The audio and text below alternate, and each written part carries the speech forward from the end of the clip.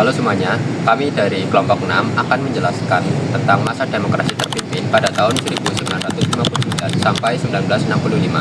Masa ini adalah masa penting bagi sejarah ekonomi dan politik Indonesia di bawah kepemimpinan Presiden Soekarno.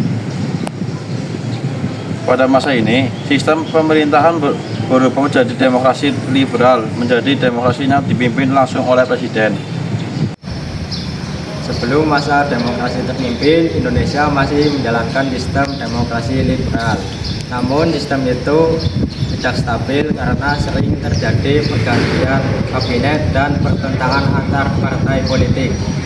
Akhirnya, pada 5 Juli 1945, Presiden Soekarno mengeluarkan dekret presiden untuk membubarkan konstituante dan kembali menggunakan UUD 1945 sebagai dasar negara. Setelah dekret Presiden, Soekarno mulai menjalankan demokrasi terpimpin, yang dimana Presiden memiliki kekuasaan besar dalam menjalankan pemerintah. Beliau memperkenalkan konsep Nasakom, yaitu singkatan dari nasionalisis agama dan komunis, sebagai usaha menyatukan kekuatan politik bangsa. Namun dalam praktiknya, hubungan antara TNI, PKI, dan kelompok agama justru sering tegang. Situasi politik pun menjadi tidak stabil dan penuh konflik. Dalam bidang ekonomi, Indonesia menghadapi krisis berat. Inflasi lebih dari 600%, harga barang melonjak, dan rakyat hidup dalam kesengsaraan dan kesulitan. Pemerintah mencoba memperbaiki keadaan dengan cara deklarasi ekonomi atau DEKON pada tahun 1963, namun hasilnya kurang efektif.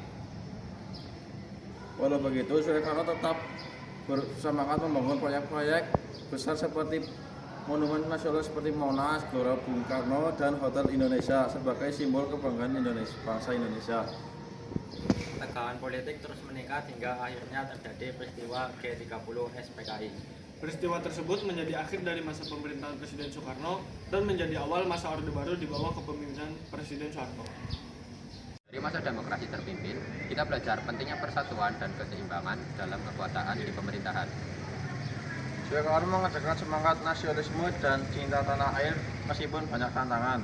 Kita sebagai generasi muda harus meneladani semangat juang dan rasa tanggung jawab terhadap bangsa.